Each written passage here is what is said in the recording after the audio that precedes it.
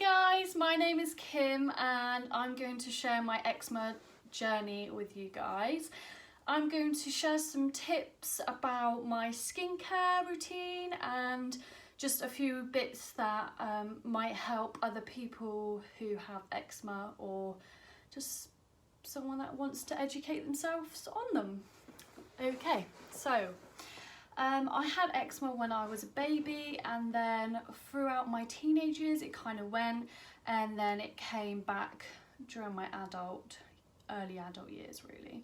So when I went back to uni, started uni, it was really just started again from there. They say there's a myth like every 7 years it comes back and then it goes again, but who knows.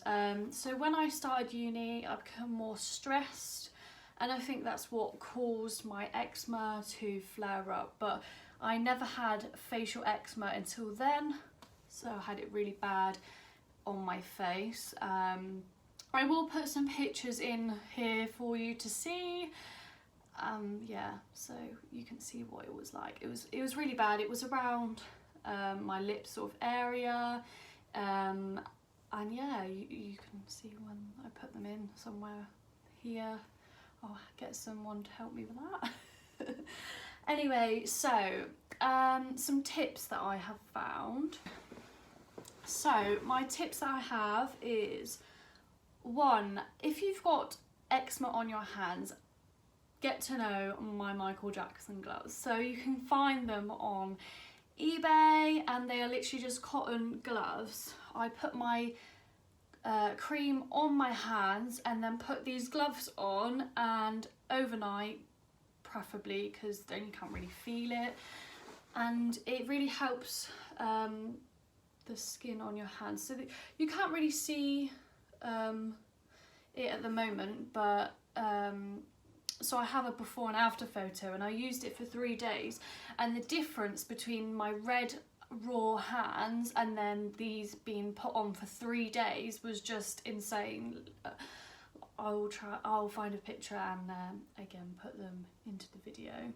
So that was one, and then I also found this brand. So this one's called Comfy Fast. This one's the yellow pack, so I use this for my leg limb. But the blue pack I used for my arms because my arms were really red. Again, you can't really see, but in the creases you usually tend to have eczema.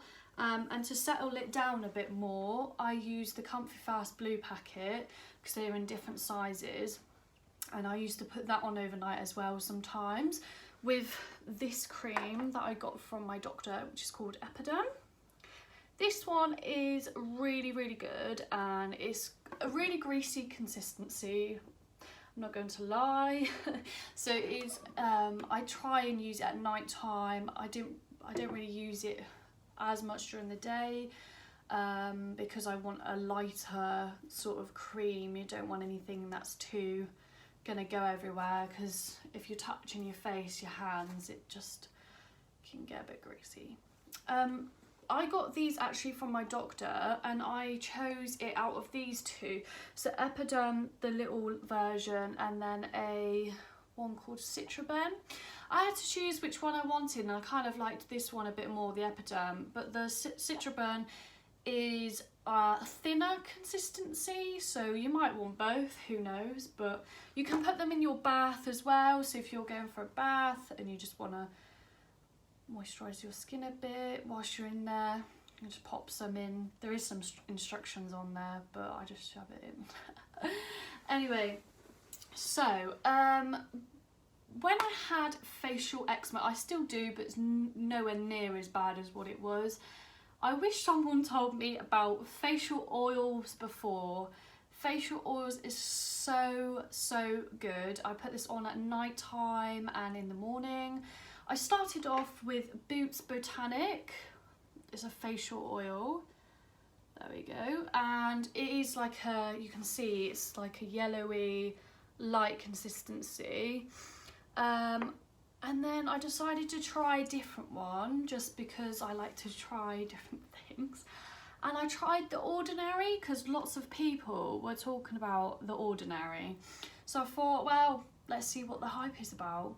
And to be honest, I don't really see much difference between them both. Just the Ordinary is a bit different colour. It's more of an orangey sort of liquid. And they come in like the pellet, is that what you call it? I don't know. So I use this and it definitely helps. It just gives it the extra like oil that it hasn't got, because eczema is really dry, and it can be around your eyes and sort of around down here on your nose, lips. So the only differences between them is 5 millilitres more in the Ordinary, and I don't actually think the price is too much difference either. I think it's around about £16, but I could be wrong, so I will hopefully put in how much it is on the video. Anyway, going into creams. If you don't know Aveeno, you need to get to know Aveeno. So there's different types of Aveeno. So this blue one, dark blue one, is just an ordinary one, but the light blue one is called Demexa, and this is more for people that suffer with eczema. There is some slight different ingredients, and I really like these because they're a bit thinner and you can put them on over and over, but the Demexa range is so good for eczema. They do different ones, so this is the box it comes in. I've got one already ready for when I run out. And they also do a little hand balm. This is a bit more expensive, but it is in a smaller tube. The consistency is a bit thicker, it is thick, and I tend to put this on my hands, and yeah. Another from Aveeno is this spray.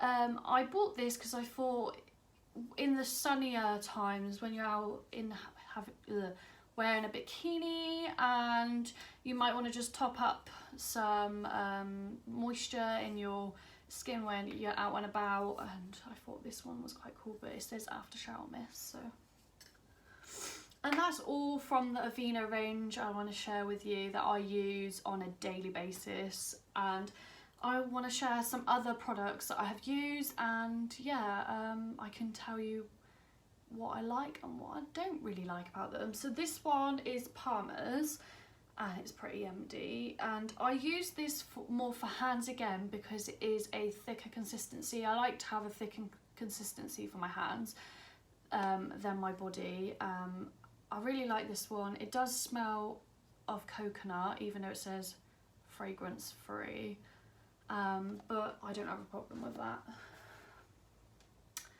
So we have CeraVe. I bought a small one because I didn't want to buy a big one. This one's really good, I think. Just to have in your bag, and you can just pop that on. I don't really see the difference between this one and the Cetaphil, although the Cetaphil does smell of like the usual cream smell, but I don't know how to describe that to you. But again, I'm not overly impressed but not overly disappointed. It is just a cream. I don't know how to pronounce this one, but I saw this on a YouTube video. Someone recommended this, but I felt like it itched my skin a bit, and I didn't really want to put it on because I felt like I was going to itch my skin, and I don't want to itch my skin because the more I itch, the worse it gets. So if you don't itch, it honestly helps and it calms it down. But if you itch, it's so red and raw, and I just felt like this one for me wasn't really a good one. Bio oil, I sometimes use this but not as much, but I bought it for stretch marks, and yeah. A lip balm, Carmex, is that's all I use is Carmex on my lips. I don't use any other lip balm other than Carmex. You can get different flavours and stuff like that, but I will not leave the house without one of these. I have one in my bag, I have one in my other bags, I like literally have one in my car.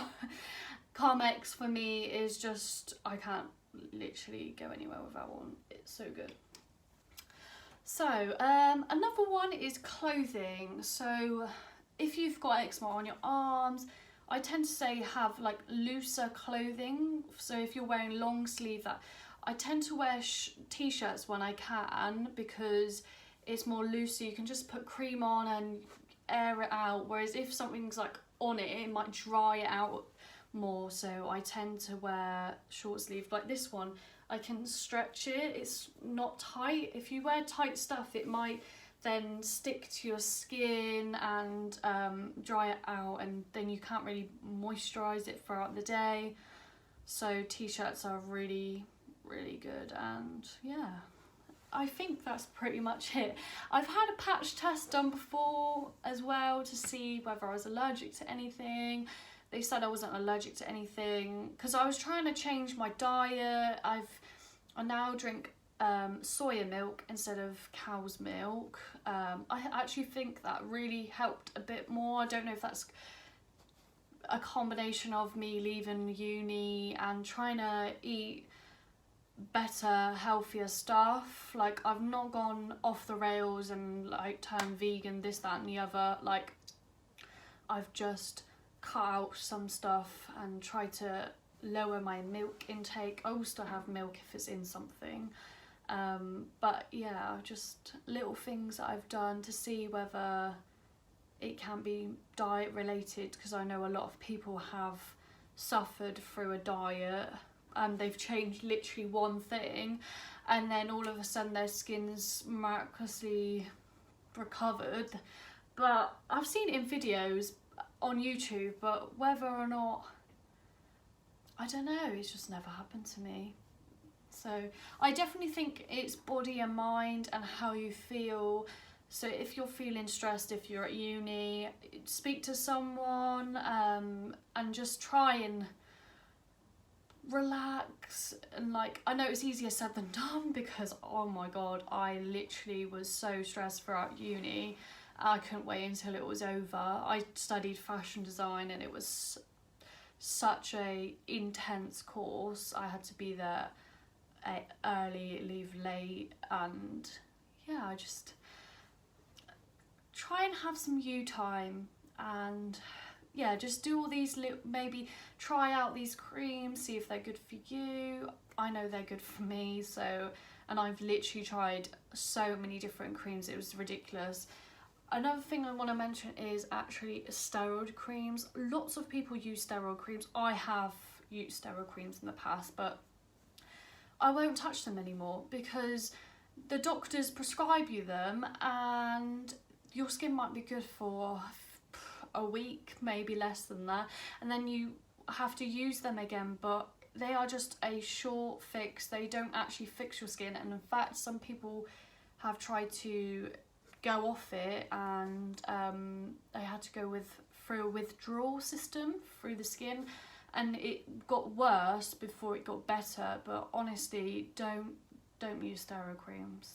They do not help. I'm not a doctor, so please don't take me for word for it. I can't diagnose anyone, or like, this is just my advice. So yeah, take it for what you want. Hopefully that's helped, and thank you for watching. Bye.